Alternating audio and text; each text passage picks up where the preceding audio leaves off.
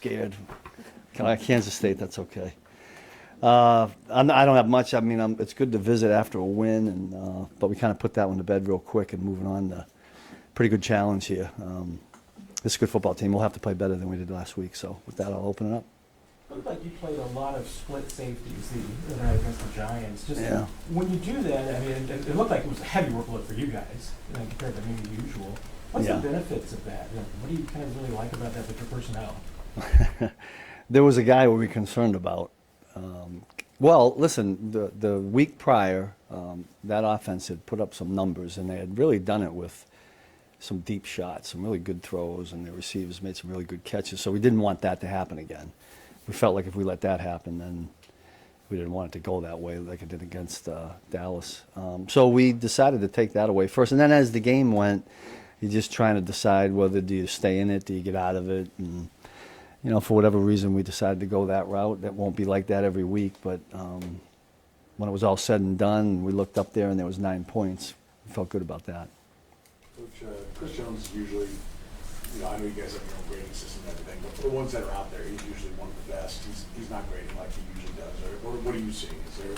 What grades are you using? PFF is the one I'm looking at right now. That's what everybody uses. The only thing, you know, Chris Collinsworth, I think he's a good dude, and he's involved in that company. I don't know how you put a grade on somebody when you don't know actually what their assignment was or what they were being told. So I don't know. It's like from our standpoint, I thought Chris in this particular game had a real big effect on the game. They obviously found ways to double him, whether it was two linemen, the running back at times was chipping inside, which you don't see a lot, because that was the Chris Jones effect. A number of times that he didn't get there, but I think he forced a quick throw or step up. So, you know, from my standpoint, I don't remember what Chris's actual grade was, but I know that at the end of the game, I thought the guys up front, Chris included, had a big effect on the way things went. What did you see from the young guys? I mean, I think Ashton continues to get better and better. I mean, Omar, it was his second game now, and you know, after missing all that time, you can start to see him kind of climbing the ladder and getting better. He missed that one sack that I know he wants back badly. You know, we talked extensively, and Coach Reed mentioned it the night before the game. You know, when you play a quarterback that's not quite as big, you know, expect that. And Omar was like, you know, and all those guys, they don't want to leave sacks on the field. But I thought both those guys really stepped up and helped us. I did. So you mentioned PFF and they don't know the plays. If I'm not mistaken, it was Mike Zimmer a couple years ago when he coached the Vikings, made that same point. How much stock do coaches, when they're looking at PFF, put the stock in that? Well, I will say this. There's a lot of stuff the PFF puts out that's valuable and useful. My only thing, I think a lot of coaches feel the same way. Chris and I have talked about it. We've laughed about it. And I think their guys do a really good job. And they see, listen, they can be, but I just think there's a margin of error when you don't know exactly what the player was told. It may look like he's made a mistake or a mental error and gets, but it might have been exactly what they told him. So I think that there's a, I don't know, I took a stat class a long time ago, and there's a name for that, you know, whatever.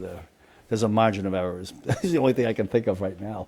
But we get paid to grade our guys and coach our guys and evaluate them. So we're not using that for that. And we're going to, as far as other players and whether we use the grades on other players, that has to come from our eye and watching the tape. So I don't think we would rely on grades. But there's a lot of other valuable information that PFF has. Baltimore scoring more than anyone in the league right now. I guess what have you seen from their offense and in particular Lamar in this version of it? Yeah, the same thing that we always see. A dynamic quarterback with a lot of talent around him and a team that can run the football. They, when they're really good, and they have been all year long, they can dictate the game by being two-dimensional the whole game. And you have to worry about it on every snap. It doesn't matter what the down and distance is. They'll run it when you're supposed to throw it and throw it when you're supposed to run it, and they got guys that can do it. I'm surprised Detroit was able to sack him a career-high 7 times. Anything you can use from them? What just stood out to me just watching the game on TV was how relentless Detroit was. The effort that their pass rushers put in, I thought was really, really good, and they found ways to, you know, eventually get them on the ground, which is not easy to do. We're going to go last three, Blair, Todd, Nick. The concept of a spy, when you spy the quarterback? What do you give up when you do that? Well, he's probably going to have the ball a little bit longer, you know, because you don't got four guys on him. You know, you got to mix and match that. I mean, sometimes when we do too much of that, I feel like we handcuff the pass rushers a little bit. You know, because in essence you only have 2 or 3 guys rushing, they get doubled, and so we pick our spots. I mean, obviously every team that plays Baltimore is going to have some version of it, and you just got to decide when you're going to use it. You know. So Derrick Henry has not been a fumbler, but he's had a few big ones recently. I mean, I know you guys preach turnovers all the time. Is there more emphasis on that some weeks? And have you seen anything in the way he's turned it over, maybe something you could exploit? You know, I don't know. I mean, maybe it's the same on offense as it is on. We always talk about getting turnovers in bunches, right? Maybe that happens to the offense too, the same way. I've never looked at him as a fumbler. I know he's had a couple in these past 2 games, but yeah, well, we try to attack the football and get him to put it on the ground. Yeah, anybody that touches it for them would like to do it. We haven't had that. I think we might have forced 1 or 2 out and haven't gotten them. I mean, it was nice to get the 2 interceptions last week. I mean, really to slow this crew down somehow, some way, we got to find a turnover or 2 in there and give the offense some field position. Steve, with a player like Lamar, how do you have to talk to the pass rush about having a certain mentality to where it's not 100 miles per hour Yeah. to keep that discipline and keep that contained? Yeah, it's a little bit more of a controlled rush, but we don't want to slow guys down by saying controlled. I mean, there is a certain way to, you know, to try to tackle and sack these quarterbacks because he's so elusive. If you're out of control trying to tackle a guy like this, you're not going to get him because he knows how to sidestep. He's got a great stiff arm. He's long, you know. So those are all things that we've talked about, and you know, we got a bunch of guys that have played him before, so hopefully that experience against them will help us in this game. Yeah. Thanks, Coach. Good. Yeah. Thank you.